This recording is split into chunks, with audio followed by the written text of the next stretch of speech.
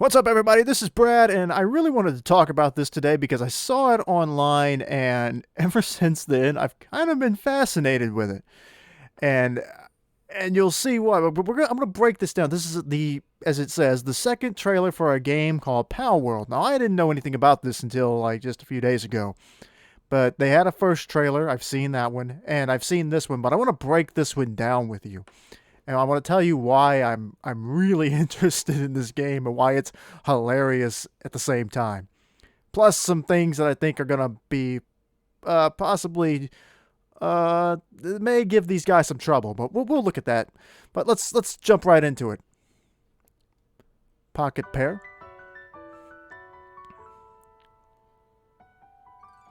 Palworld. So first off, I really like the style here of everything. Okay, now first off, let's go back and look. Wow. Let's go back a little bit. You know what? Let's watch the whole trailer. Let's just watch the whole trailer, and then I'll go back and break it down. So first off, I really love the art style, and I'll apologize right away. I've got the video set on low quality, but that's all right. But visually, it's impressive. I really like it. These creatures, they look fun. I like this kind of feature too, where you can, I guess, fuse the creatures. I think that's part of their breeding mechanic, but I'll get into that too. This looks like it was pulled out of Dragon Quest XI. That's clearly not My Neighbor Totoro. Now this is interesting here. It looks like you've been captured, and so have all your fuzzy compadres. A factory mass-producing guns. One of those creatures was eating the other. That looks like a reverse Banjo-Kazooie. Nice and wholesome looking, kinda, not really.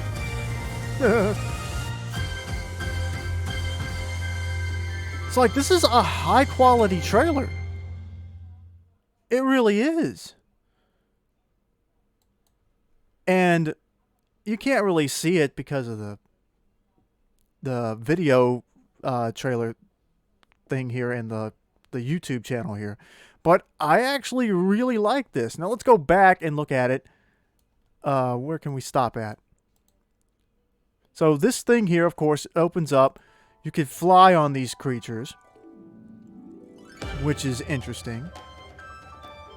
See, look at how big that world is. It looks like a very cool world. Now, this may be just a cutscene, so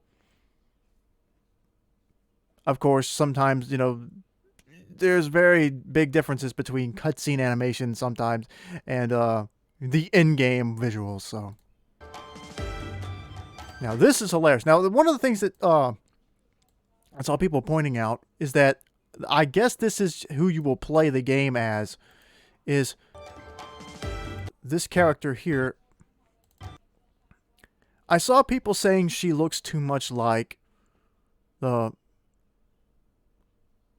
the Horizon character, Aloy or whatever her name is, Aloy. I'm not sure how to pronounce that name because I haven't played those games, but I've seen people say that she looks too much like her, and I kind of agree with that. But I think that the style of the game has its own, you know, it's got its own flair to it, so it's not a direct, you know, rip-off. Probably inspired by, but she looks different enough. Now this is hilarious right there. Oh, and I just missed it. I got it the first time by accident. Now this is hilarious. This little leaf guy here with a gun. That's what makes this game interesting.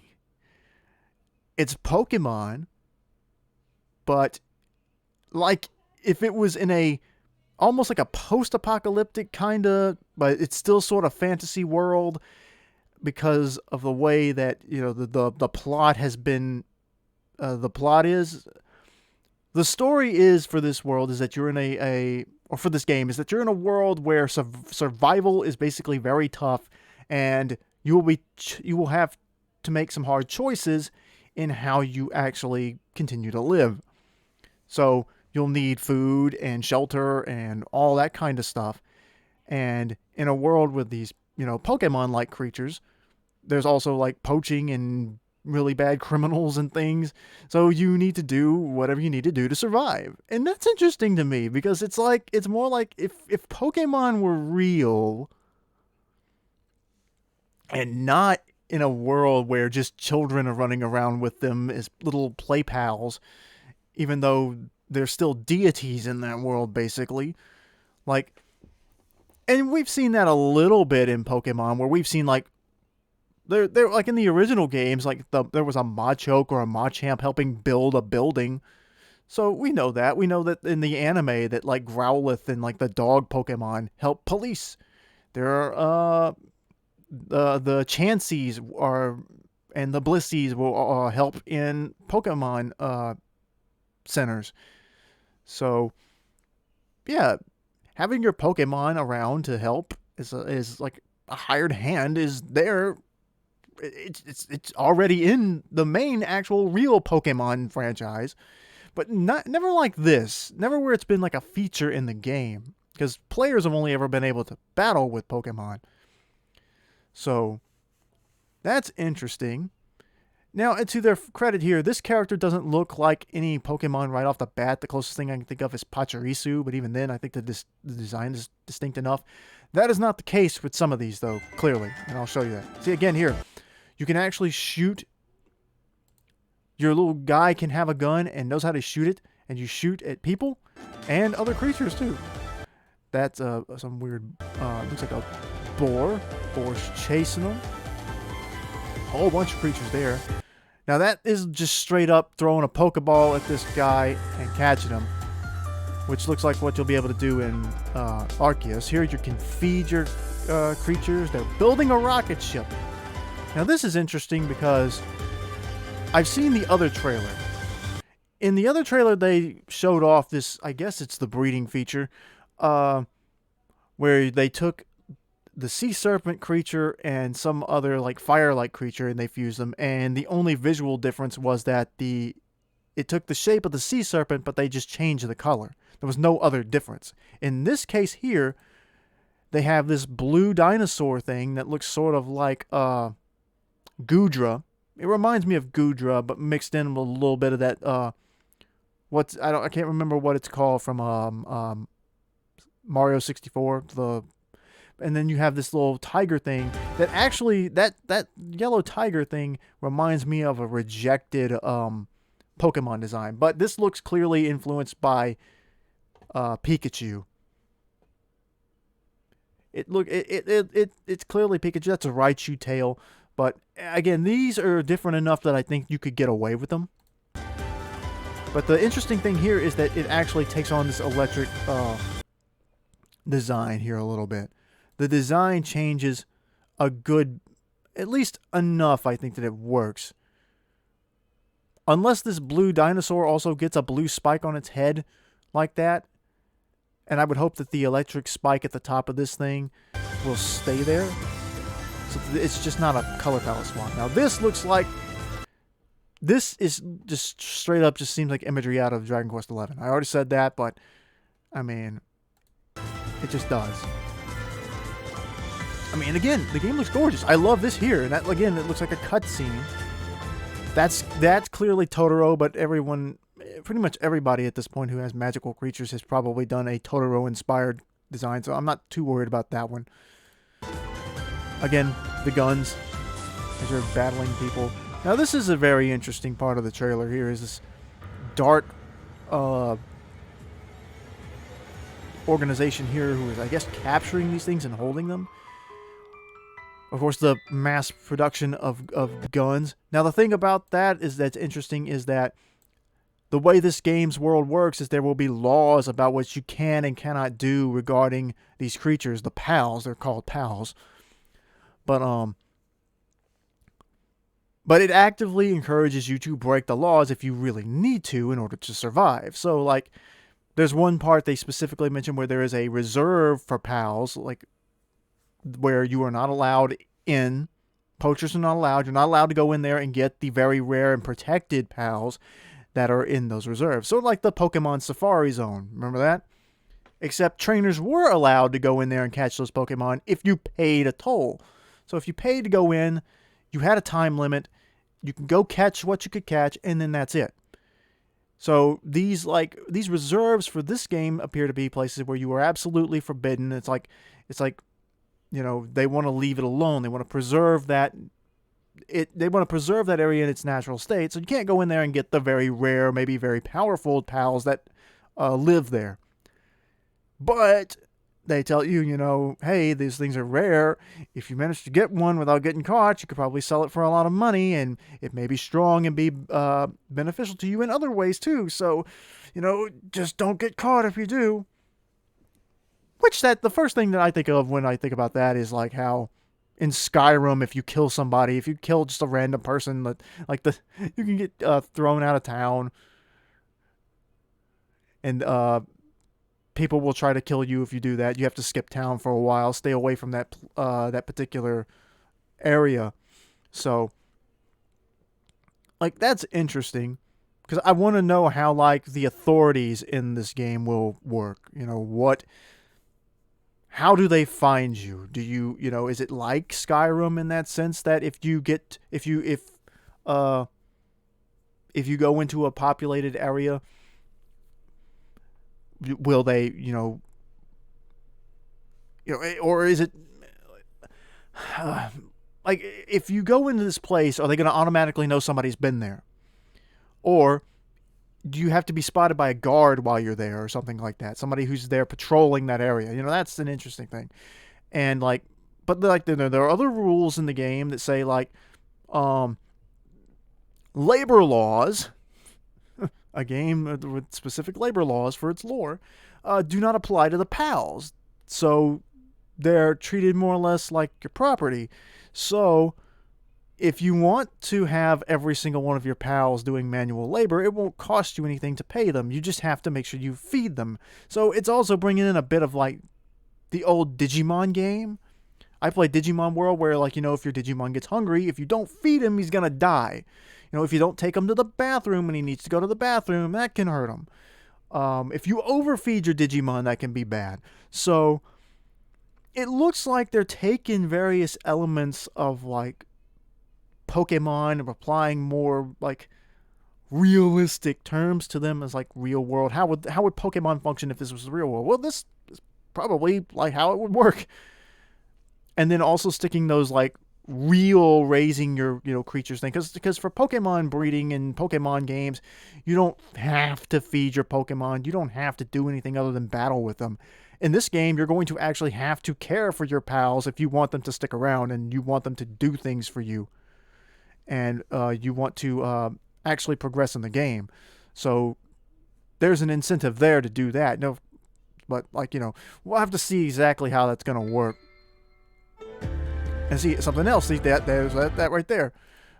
These creatures are eating the smaller ones, which the game's rules specifically say. If you're running low on food, you may have to hunt some of these pals and eat them.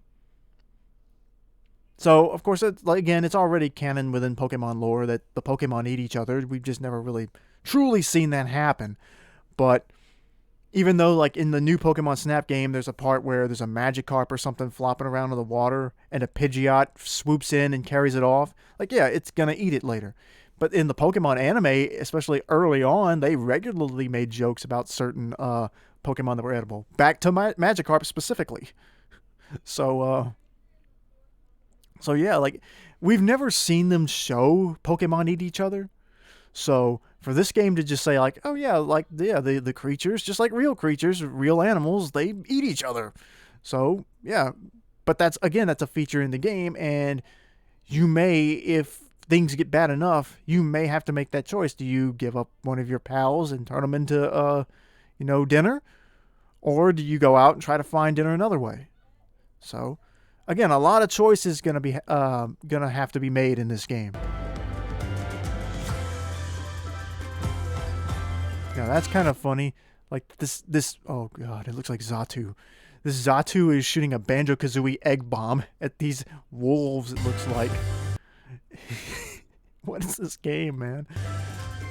These creatures, they look like legendary Pokemon, kind of. Now, here's really where I think their biggest problem with this game is going to be cease and desist from Nintendo and Game Freak. That's Lucario. Just made more of a direct inspiration from Anubis. But that is Lucario. It just is. It's clearly inspired by Lucario. Now, they can get away with it because they altered the design so much. But it clearly is meant to remind you of Lucario. That is definitely the inspiration for this design. If whoever works on this game, like, look, I love this idea and I definitely want to play this game, but if you try to seriously tell me that you did not take direct inspiration from the Pokemon Lucario for this particular design, I'm going to call you a liar to your face. The similarities are just, it's too similar. That looks like Cobalion or whatever it is from the Unova trio, the legendary swordsman Pokemon. I think it's Cobalion. I'm not sure how you pronounce that, but it almost looks exactly like it. Again, there's some differences there that you could say maybe it's inspired by, but it clearly looks like it's very, very similar. The color scheme is exactly the same. I mean, this is going to be hard for them. Again, this Pikachu design thing here, it's not a direct, real, other than having the long electric tail, the rest of the Pokemon doesn't look like Pikachu. But this thing here, holy crap, go back. Look at that. It's Zorua or Zoroark combined with Reshiram. Reshiram, however you say that. The anime says Reshiram. That is just... It's just like somebody took that Pokemon fusion generator thing and stuck and ran with a bunch of fusions and say, this is what we'll do for our monsters. Because it looks just like it. It's the Zoroark's color scheme with a little bit of stuff there. I mean, that's Zoroark's face. It's like they took Zoroark's face, or Zorua's face, and stuck it on Reshiram and decided to make it smaller. And you can, like, look. They almost copy the tail.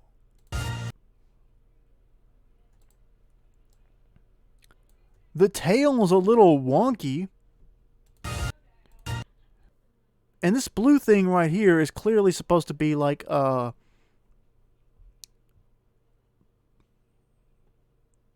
of the starter evolutions from, what generation was it? Was it the previous generation? I can't remember the name of that Pokemon off the top of my head. The one that looks like a mermaid. It's a seal that becomes like a mermaid. It's like Puplio or something like that.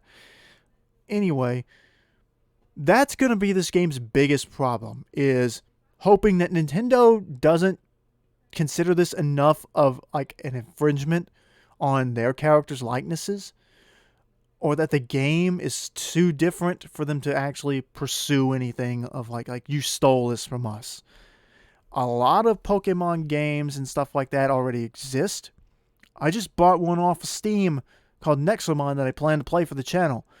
That's supposed to be like a throwback to like the DS era of Pokemon games, which is kind of ironic considering that, the Gen 4 remakes only came out not that long ago. But like, I don't want to see this get shut down because I think it's got a lot of potential, and it's not just a Pokemon clone.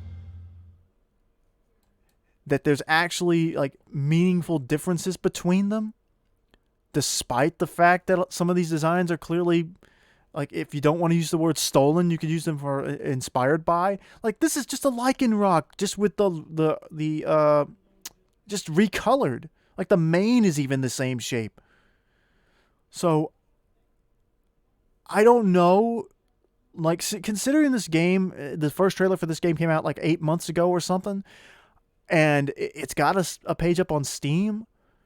And apparently, there's another game out by this company that did fairly well. And I went and looked through my wish list because I have like 200 games in my wish list just to keep track of different ones that I've seen that I thought may be worth checking out. And at some point, I did add their previous game to my wish list, I think. So I don't know. Like, there's gotta. I just hope that this won't come back and bite them. It's supposed to release this year, but I do think this is an interesting game. I like the idea that this is it's a monster raising game, a monster battling game. There is multiplayer. You can battle against your friends. You can, I guess, trade pals within your buddies, your buddy list or whatever. But the thing is, like I said, I don't want this to get shut down because they decided to borrow a lot of inspiration from Pokemon. Now, everything these days borrows ideas and concepts from everywhere. If you'll have you seen like OKKO on Cartoon Network? I mean, that show's kind of been gone for a while, but it was quite obviously directly inspired by Dragon Ball from the fact that two of the main the main character of the show's name is KO, and he looks very much like Goku. The girl that he's friends with is very similar to Bulma, and the big green dude with antennas that he's friends with is very clearly supposed to be inspired by Piccolo. So I mean, and it's a show about fighting and martial arts.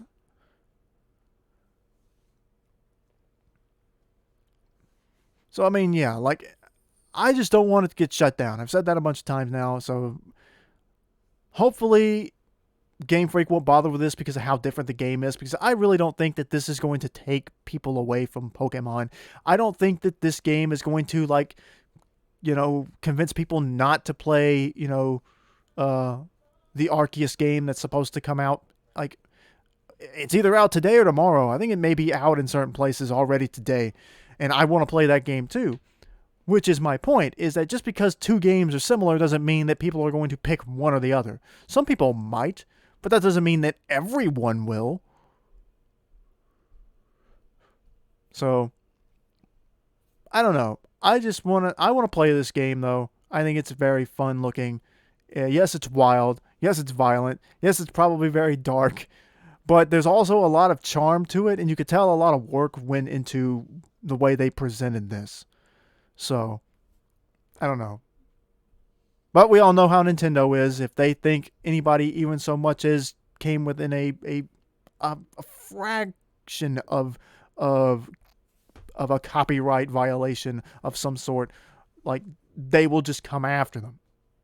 So it'll depend. But I guess the way that with this game is being is popular as it is, and just recently somebody made their own fan game where you could actually just shoot just everyday Pokemon, like not rip-off Pokemon, but actual real Pokemon. And Nintendo's already shut that down. So if this is still out there and all the reactions for it are kind of going around, that might be a good sign. If Nintendo hasn't shut them down yet, then they may be okay. So there's some positive news there. But anyway, I hope you guys enjoyed listening to me talk about this, and let me know. Are you guys interested in this game? Do you think maybe it's just a little bit too dark to have the cuddly creatures shooting guns?